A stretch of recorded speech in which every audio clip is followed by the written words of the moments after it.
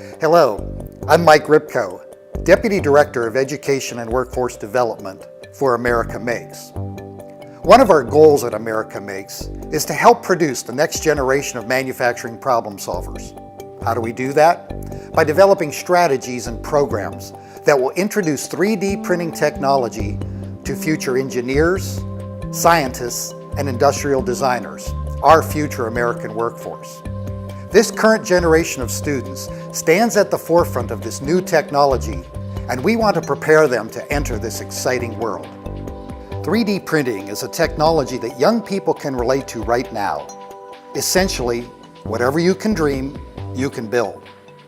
We have hosted teachers from across the nation, eager to develop their own knowledge of 3D printing technology, to enable them to go back to their schools and share knowledge with their fellow educators and students.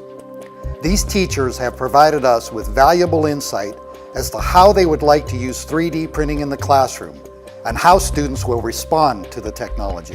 One thing I know as an elementary teacher is that kids can learn just about anything, and so I wanted to be exposed to it because I know that the 3D printing is most likely the future of our manufacturing. It's going to be big, I think, across all areas of the economy. So I see it more as preparing my students for what's ahead. Students are more consumers of technology rather than producers of technology. And the way the workforce, I believe, is moving is that we need students to have skills to become more of those producers of technology. And young children have such an inquisitive mind to begin with. They're natural scientists. They're always asking questions and exploring and wanting to learn who, what, when, where, and how. And so by participating in engineering projects, we're just nurturing a child's natural mindset on how things work and how we can make and build things, and helping to steer them towards their interests. Obviously, it's all about innovation.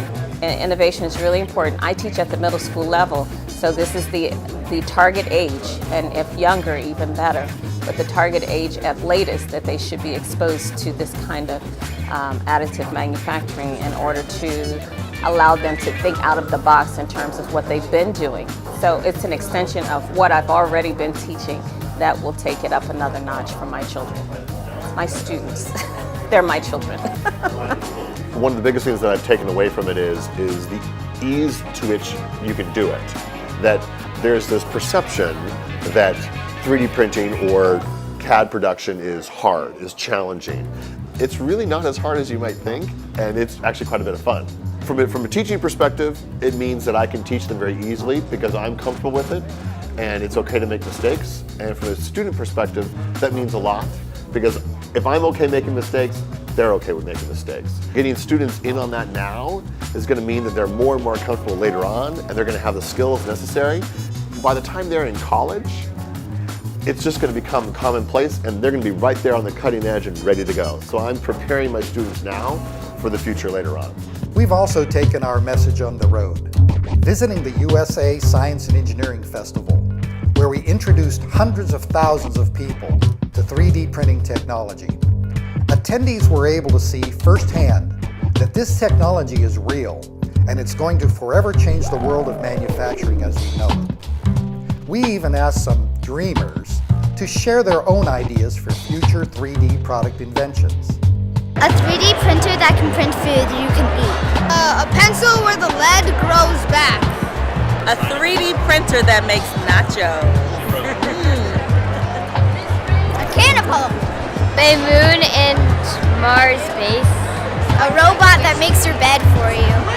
Glasses. A robot, turtle bird, unicorn.